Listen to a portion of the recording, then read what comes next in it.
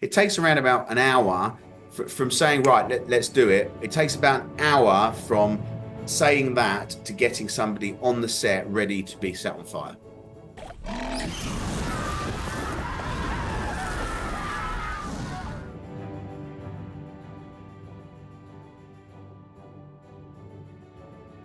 If you imagine that someone's been engulfed in fire, that they would have lost their hair. So, historically we've gelled people's hair back with protective gel, but, sometimes it looks like they've got, this sort of heavy gel effect in their hair.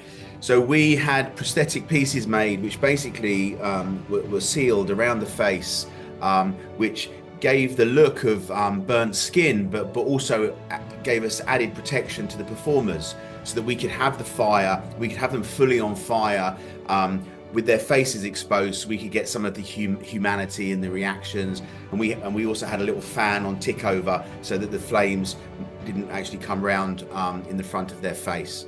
That was a new thing for us. And in addition to that, we have lit people before with the flamethrower of the dragon, but not without a mask. And then this year we planned it, we did some tests of the flamethrower, and we lit 4 of our performers with the flamethrower without any masks.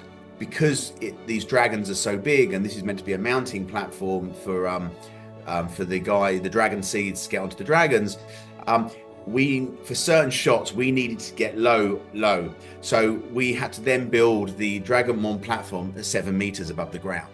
So now we have a new added, difficulty, is that we are now 7 meters above the ground, and we have people on fire, and we have other stunt people, and we have actors, and another thing that we were trying to do this time was try and tie the actors into the people on fire.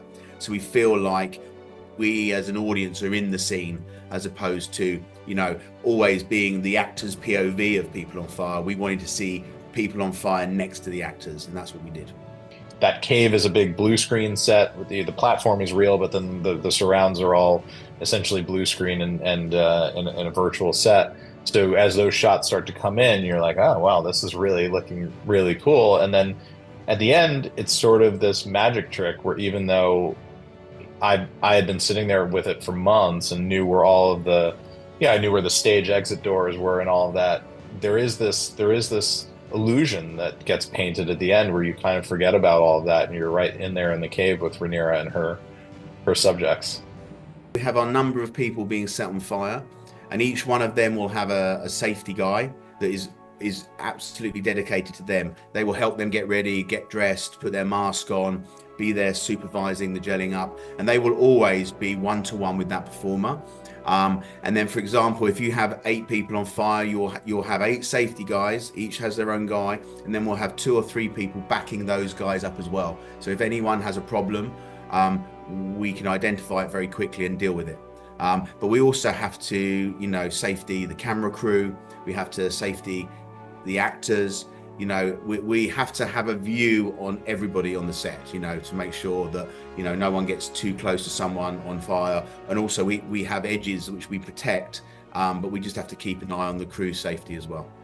If you kept going with a fire burn, you'd probably get about 40 seconds of fire. However, you would have heat transfer, and the fire would diminish, and then you would destroy the costume. So there would be a significant time period between take 1 and take 2. So what we do is we limit our burns to 15 seconds, just because you're never going to hold on a shot for anything close to that. But what that means is we can then put them out, and we can almost go straight away, because we can definitely get another 15 seconds out of that costume and that setup.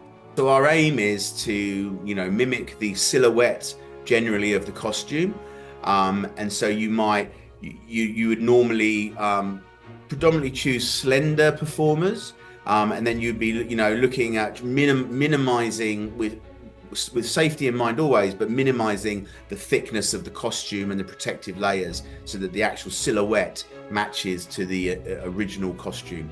And costume also, there are a lot of these costumes are bespokely made and are really expensive, so we may, if we're burning characters in expensive costumes, we may make up a costume that doesn't quite have all the detail of the hero costume, but gives us the same silhouette, but is a bit more cost effective to burn. If we're setting fire to people, there'll be a lot of prep before that. The gel that we protect them with has to be cooled, and the costumes and all of the undergarments need to be got ready. So there'll be a team getting that stuff ready as the guys are in costume, getting ready, and then we'll try and be as efficient and clinical as we can be. It takes around about an hour from saying, right, let's do it. It takes about an hour from saying that to getting somebody on the set ready to be set on fire. Now that we're about to head off and produce season 3, so we have to outdo ourselves again, because that's what they expect from you every time you make a new season of television. But we were able to actually write this year knowing that Rowley and his incredible team were with us, and the things that they can invent and make up, and knowing that Rowley wants to outdo himself, so that he can show that, you know, I can do bigger and better. And it's freeing in a way, because really, you know, that if you can imagine it on the page, you know, we can figure out some way to put it up on the screen.